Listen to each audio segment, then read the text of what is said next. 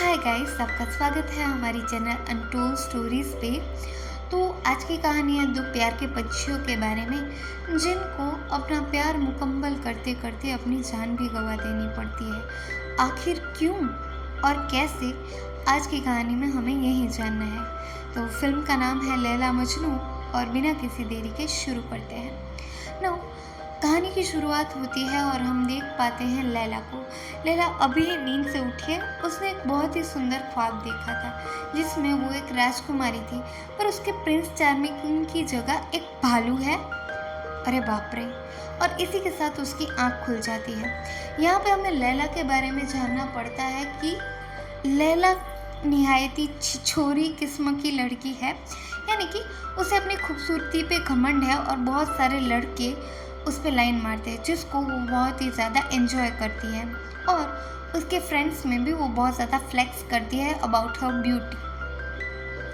तो इसी चीज़ का फ़ायदा उठाते हुए वो अपनी लाइफ को काफ़ी हद तक एंजॉय करती है ना। उसे अपनी लाइफ को और थ्रिलिंग बनाने के लिए ये जहाँ पे रहते हैं वहाँ पे एक झरना है जहाँ पे सभी की विश पूरी होती है। तो ये बहाना मार के अपनी बहन को लेके जाती है कि चलो हमें वहीं पे जाना है। पर वहाँ पे जब ये जाते हैं तब वहाँ पे एक लड़कों की गाड़ी आ जाती है ना। टू इनसिक्योरिटी वो क्या करती है कि वहीं पे छुप जाते हैं, पर जहाँ पे वो छुपी होती है एक लड़का वहीं पे सुसु करने के लिए आ जाता है। तो ये खुद को बचाती है पर उसे बहुत ही ज़्यादा गुस्सा आ जाता है जिस वजह से वो हिलती है और वो लड़का उसी पे गिर जाता है ना। यहाँ पे ये फटाफट यहाँ से निकल के भाग जाती है। तभी हम मिलते हैं लैला के डैड से जो यहाँ के पॉलिटिशियन थे और उनके हाथ में बहुत सारी सत्ता है। अभी इनका एक दुश्मन है जिन्होंने इसकी कुछ ज़मीन हड़प ली है और इसका एक चमचा है जावेद जो पूरी फिल्म में चमचागिरी करेगा ना। यहाँ पे ये जो लैला के पापा है वो उस पर बहुत ज़्यादा ट्रस्ट करते हैं जावेद पे, और जावेद को अपना पॉलिटिकल करियर बनाने के लिए वो जो लैला के पापा हैं उसको बहुत ज़्यादा वो पॉजिटिव अप्रोच देता है, उनकी हर बात मानता है। और वो ऐसा भी चाहता है कि अगर लैला की उससे शादी हो गई तो उसके तो मज़े ही मज़े हैं। ये सोच के वो लैला पे भी ट्राई करता है ना। रात को हम देख पाते हैं कि कोई लड़का है कैफ नाम का जो पीछा करने लगा है अब लैला का। हाँ, ये वही लड़का है जो उस रात इसके ऊपर गिरा था। अभी लैला इसे काफ़ी ज़्यादा इग्नोर करने की कोशिश करती है पर उसका कोई फ़ायदा नहीं होता। कैफ तो उल्टा हर एक लड़की को अप्रोच करता है, ऐसा उसे जानने मिलता है। ये देख के उसे ऐसा लगता है कि कुछ दिनों में अपने आप सुधर जाएगा। पर कैफ लैला के पीछे पीछे घूमता है, आगे आगे घूमता है और उसको हावी कर देता है लैला पे ना। लैला भी इस स्टेज पे बहुत ज़्यादा कंफ्यूज हो जाती है कि ये आदमी आखिर चाहता क्या है। तो हालांकि इस दौरान कैफ उसे बहुत सारे गिफ्ट देता है, बहुत ज़्यादा लाइन मारता है, पर एक दिन वो सामने से जाके बता देती है कि मुझे तेरे से कोई लेना देना नहीं है, तो प्लीज़ मेरा पीछा छोड़ दे। तो यहाँ पे तो वो बहुत ज़्यादा रौब दिखाती है पर मन में कहीं ना कहीं वो अभी कैफ को पसंद कर रही है। तो वो इस चीज़ को कहीं ना कहीं एंजॉय कर रही थी पर वो डर भी रही थी। तभी उन दिनों उसे ये भी पता चलता है कि कैफ है वो उसके पापा के दुश्मन का ही बेटा है। तो यहाँ पे वो ऐसा डिसाइड करती है कि वो कैफ से कांटेक्ट नहीं करेगी। तो कैफ भी क्या करता है कि उसको एक चिट दे देता है कि अब मैं तुम्हारी लाइफ में से जा रहा हूँ, तुम्हारे नसीब में हो तो तुम मुझे ढूंढ लेना। तो जब नेक्स्ट डे ये दोनों एक शादी में जाते हैं तो दोनों आपस से टकरा जाते हैं, यानी कि अभी कैफ को ऐसा लगता है कि किस्मत चाहती है कि ये दोनों मिले और इनका इश्क मुकम्मल हो। इसी दौरान ये अपने फ़ोन नंबर भी एक्सचेंज कर लेते हैं और कंटिन्यूअसली बातें शुरू, और धीरे धीरे इनका इश्क परवान चढ़ने लगता है ना। यहाँ पे जो लैला की दीदी होती है वो उसको अवेयर करती है कि वो हमारे दुश्मन का बेटा है तो तुम ज़्यादा डेयरिंग मत दिखाओ तो बेटर रहेगा। पर लैला उसे समझाती है कि लाइफ हमें सिर्फ एक बार ही मिलती है और मेरे पास आज है और मैं उसको जी कर ही रहूँगी। इसी सोच के साथ वो कैफ से मिलना शुरू कर देती है। आए दिन इनका मिलना जुलना बढ़ने लगता है और जो टाइम पास सोच के लैला कैफ के करीब आई थी, अब वो उसके धीरे धीरे प्यार में पड़ने लगती है। वो उसकी बातें सुनना पसंद करती है और उसके साथ ज़्यादा से ज़्यादा वक्त निकालना चाहती है। पर इन सब में इन दोनों के घूम घड़क्के में एक दिन जावेद को पता चल जाता है इनके बारे में, तो ये इन लोगों का पीछा करना शुरू कर देता है।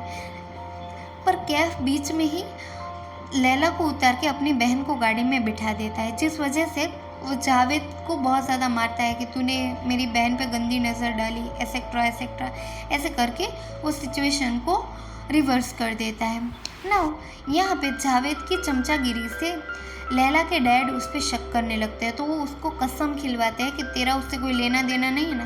तो यहाँ पे लैला भाई साहब अपने सगे बाप की झूठी कसम खा लेती है कि नहीं, मेरा उससे कोई लेना देना नहीं है। पर मन ही मन तो वो कैफ को प्यार करने लगी है, तो वो उसी रात उससे छुपके से मिलने का डिसाइड करती है कि हम अपनी लाइफ साथ में बिताएंगे। और कैफ भी उससे वादा करता है कि वो इस सिचुएशन का सॉल्यूशन ला के रहेगा। पर इनकी इसी बातों के दौरान वहाँ पे अभी लैला के पापा आ जाते हैं और उनके गुंडों से कैफ को पिटवाते हैं। कैफ यहाँ पे इनको बहुत समझाने की कोशिश करता है कि आप जो समझ रहे हो वो कुछ नहीं है, पर जावेद आके सिचुएशन को और ख़राब कर देता है और यहाँ से लैला भी कुछ बोल नहीं पाती और अपने बाप के साथ निकल जाती है। ना जावेद की चमचागिरी से इम्प्रेस होके लैला के डैड उसी के साथ उसकी शादी तय कर देते हैं और कैफ अपने पापा को कन्विंस करने में लग जाता है कि आप एक बार लैला के डैड से बात करके देखो। ना लैला के डैड भी दुश्मनी भूल के उनको एक पॉजिटिव अप्रोच देने के लिए चाहते तो हैं, पर लैला के पापा वहाँ पे बहुत ही ज़्यादा ड्रामा खड़ा कर देते हैं, उनकी बेइज्जती करके उनको वहाँ से निकाल देते हैं। और यहाँ पे वो जावेद को हाँ कर देते हैं कि अपनी बेटी की शादी वो उससे कराने के लिए रेडी है। ना यहाँ पे लैला बहुत ज़्यादा दुखी हो जाती है कि आखिरकार उसने क्या सोचा था और क्या हो गया। वो यहाँ पे बहुत ज़्यादा ड्रामा करती है कि उसके पेरेंट्स कन्विंस हो जाए, पर उन पर कोई असर नहीं। कैफ भी शादी वाले दिन आके उनको बहुत ज़्यादा रिक्वेस्ट करता है कि मुझे सिर्फ लैला से प्यार है, आप प्लीज़ उसकी शादी किसी और से मत करवा। पर उसका बाप उसको भी और उसके पापा को भी बहुत ज़्यादा उल्टा फुल्टा बोलने लगता है, जिससे कैफ नाराज़ होकर उनको उल्टा बोलने लगता है। अब ये जब उल्टा बोलना शुरू कर देता है तभी लैला आके उसके पापा के इंसल्ट होते देख के उसको बोल देती है कि मुझे पता नहीं था कि तू ऐसा होगा वैसा होगा। ये करके ये यहाँ से ऑफिशियली ब्रेकअप हो जाता है, ऐसा हम समझ लेते हैं। और लैला बोलती है कि मैं खुशी खुशी अभी जावेद से शादी कर रही हूँ, तो तू यहाँ से निकल जा। ये सुन के कैफ को बहुत ज़्यादा हर्ट होता है और वो यहाँ से निकल जाता है। और उधर हम देख पाते कैफ के जाने की वजह से उसके पापा को हार्ट अटैक आ गया है। और 4 साल लंदन में रहने के बाद कैफ आज वापस यहाँ पे आया है इंडिया में, और उसके पापा के मरने के इस इंसिडेंट में भी उसकी दीदी और जीजू को सिर्फ उनकी प्रॉपर्टी की पड़ी है। तो ये सोच के कैफ उनको बोलता है कि तुमको प्रॉपर्टी मिल जाएगी, पर तुम मेरे बाबा की मैयत में मत आना। जो सोच के पैसों के लालच में ये लिटरली उस मैयत में भी नहीं जाते। यहाँ पे हम कैफ उर्फ मजनू को बहुत ज़्यादा टूटा हुआ और अकेला महसूस करता हुआ देख सकते हैं। वो काफ़ी ज़्यादा खुद को रिजर्व रखने लगा है। वो अपने दोस्तों के साथ भी खुशी से बात नहीं करता और ना ही किसी से मिलता जुलता है। यहाँ पे ये लोग डिसाइड करते हैं कि ये लैला और मजनू को एक बार मिलवाएंगे। यहाँ पे हमें पता चलता है कि जो मजनू उर्फ कैफ है वो अभी लैला को हेल्यूसिनेट करने लगा है, यानी कि वो बहुत सारी जगहों पे उसके ना होने पर भी उसकी प्रेजेंस को फील कर सकता है। और उधर हम लैला को देख सकते हैं जिसकी जावेद के साथ शादी के बाद ज़िंदगी बर्बाद हो गई है। वो बहुत ज़्यादा उसको मारता कूटता है और उसके साथ बदसलूकी करता है, जिसमें उसके पापा भी चाहकर उसकी हेल्प नहीं कर पाते। तो हम देख पाते हैं कि लैला की ज़िंदगी तो काफ़ी ज़्यादा बर्बाद ही हो चुकी है। यहाँ पे उसकी जो बहन होती है वो आके बताती है कि ऐसे जीने से तो मर जाना बेहतर है, इससे बेहतर तू मजनू के साथ ही रह ले। तो उधर हम देख पाते हैं कि मजनू भी बहुत ज़्यादा बीमार रहने लगा है और उसकी ये हालत को देख के डॉक्टर बताते हैं कि इसका हो सके उतना ख्याल रखो।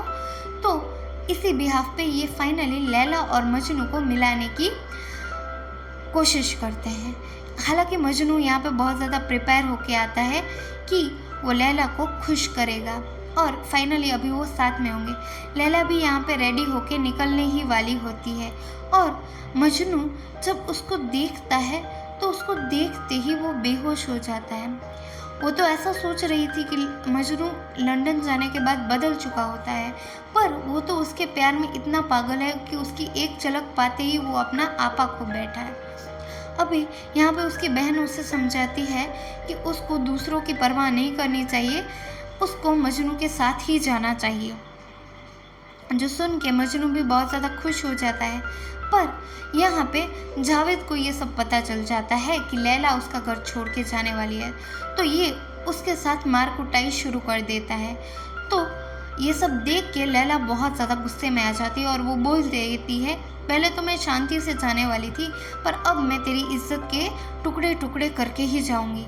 अब ये यहाँ से सीधा मजनू के पास जाती है और उसको बोलती है कि मैं बहुत ही जल्द तलाक लेने वाली हूँ, उसके बाद हम आराम से प्यार से साथ में रहेंगे। पर यह सब शायद इतना आसान नहीं था। जावेद उसके रास्ते का कांटा बन के बैठा था और वो उसके बाबा के घर पे चला जाता है दंगा करने के लिए। पर इस बार लैला के पापा उसके लिए स्टैंड लेते हैं और उसको यहाँ से निकल जाने के लिए बोलते हैं। अभी इस गम में वो बहुत ज़्यादा दारू पीता है और दारू पी के जब वो कार चलाता है तो उसका हो जाता है एक्सीडेंट, यानी कि यहाँ पे जावेद की मौत हो जाती है।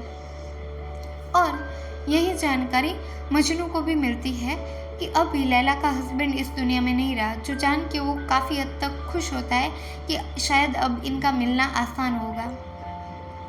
लैला भी अपने कदम बढ़ा चुकी है मजनू की ओर, पर तभी उसके बाबा बोलते हैं कि अभी जावेद की जो डेथ हुई है उसके इवेंट के कुछ दिन रुक जाओ, उसके बाद तुम चली जाना।